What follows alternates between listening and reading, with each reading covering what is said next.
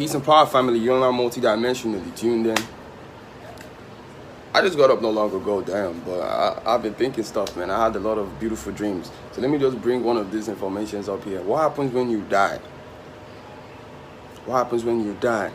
All right, people have asked me this question several times, but let me go into detail and explain this properly.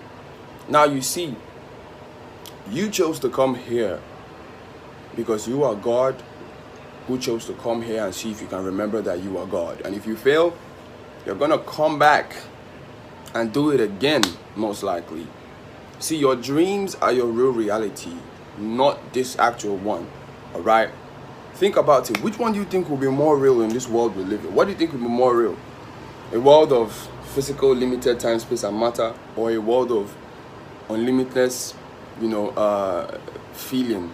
The dream realm is more of feeling. This physical realm is more of, is limited to a lot of things. So if it makes sense to you, have you seen the movie Avatar? In the movie Avatar, you understand that they entered those bodies. They entered those simulators to simulate that reality. It's obviously not exactly perfect the way the dream works, but that's just an idea. Movies, the truth in movies, all right? That's how it works. So understand something.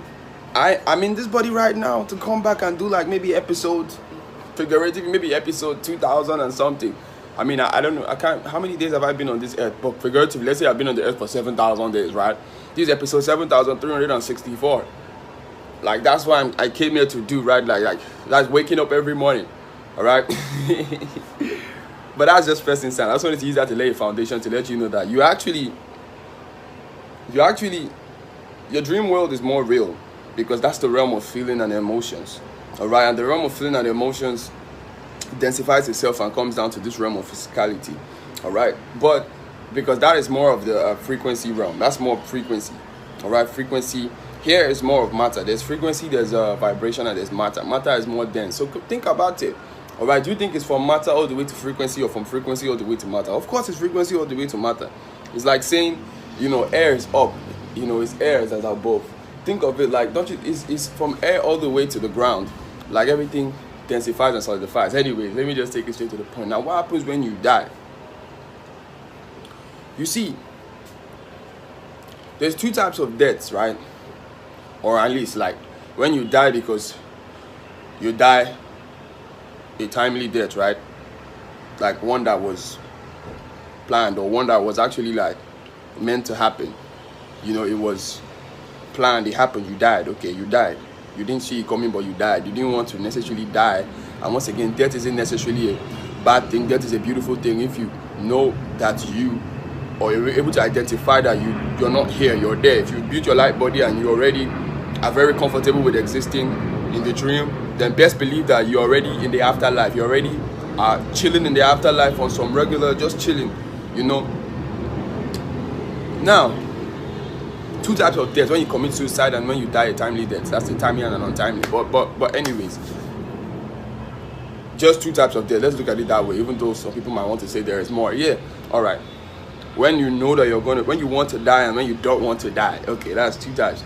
Now, see this thing, right? For people who commit suicide, I think I've gotten this question several already. If you commit suicide when you die, when you exit this vessel, rather, all right, you're going to realize you're going to go back to your state of maybe your oversoul state, right? Your God state, and you're gonna be like, oh damn shit, now I remember.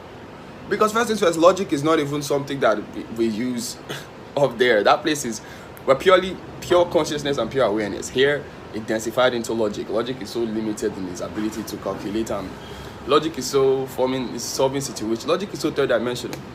And higher dimensions is not logic. Alright, so but in summary, when you die, you're gonna remember. And when I mean remember, it's not basically remember like being able to analyze. No, you're going to be able to feel again that, oh shit, I actually chose to go to that body. Alright, so when you commit suicide, if you do commit suicide, it's like coming here to fail a mission. Everybody came here with a different natal chart, right? I read natal charts for people every single day. So like, this is something I don't need anybody, I don't need anybody to tell me. I know myself with my overall accumulation of facts and what I've seen. I don't care your race, I don't care where you're from, I don't care what you do, I don't care if you're an animal living. If you come to this world on a certain day, the planetary position of the stars, even if you're an animal that was born on that day, if you're a human that was born on that day, the planetary position, the position of the planet will determine the type of characteristics that you display. That's some real shit. Yeah. Why? Because everything responds to the atmosphere, the energy everywhere, right? For example, you have 7 days in a week, Monday, Sunday, all the way to Saturday, right? All these days have different energies because of different planetary influences that influence them respectively. It's just like how they have different planets that rotate as well. If you open your natal chart and you see you have the influence from the 12 houses, paying respect to the influence of maybe your Mercury, which deals with your communication, your Venus, which deals with the way you love, your Saturn, which deals with the things you're dedicated towards, your Jupiter, which deals with what you gravitate towards, your Chiron, which deals with, your deepest wound and your effort to heal it. It goes on and on. Your Sun, which deals with your ego and your personality, your Moon, which deals with your emotions, your Ascendant, which is not exactly a planet, but deals with how other people see you. The time you were born, they text this thing. So boom, what I'm trying to say, everybody came here with a mission. Everybody came here with a purpose. Everybody came here with, at least, an energy about themselves that plays a role to the ecosystem. All right. So you came here. You're not going there. Although when you come here, you can leave and go back home. This is how I see it, though. So your mission here is to come here and create. Understand that you're not necessarily here. That will make you more powerful because now you're in this limited realm, being able to access the unlimited information and come back here at will every single time when you wake up. Who wakes you up? How do you choose to wake up? But anyways, so if you die or if you commit suicide, you're going to remember that you weren't meant to do that and you're going to start again. Yes, reincarnation. You're going to start again. Yeah, you think it's just all fun and games. You're going to start again. All right. Look, life might be hard for a lot of people. I know suicide is something to laugh about. I'm not gonna lie. There was a certain time that I was just feeling like, what's the point of living? I wasn't gonna commit suicide, but I damn near was struggling with a lot of depression and anxiety. This was back in sometime in 2018, cusp 2019. It was tough. It was fucked up. All right. But guess what? That was my lowest point.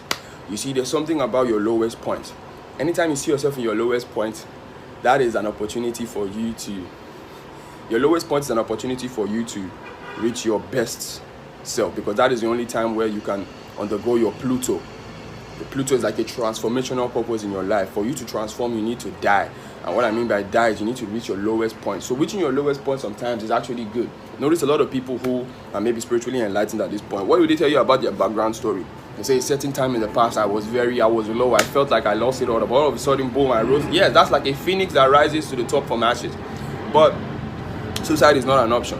All right, because suicide is resetting. It's like you're playing a game. You're playing maybe what game should I use? GTA, right? You're on the final mission, and then instead of you to, and because they keep on maybe wiping you out of that mission because you're not able to rob the bank because there's so many people that has been, because the game level is very hard, then you just quit and turn off the game, and then you leave. What happens when you turn the game back on, right? Checkpoint or something like that. You're gonna definitely start again. You're gonna start again, aren't you? This life is a matrix. It's like a video game. So suicide is not an option. All right.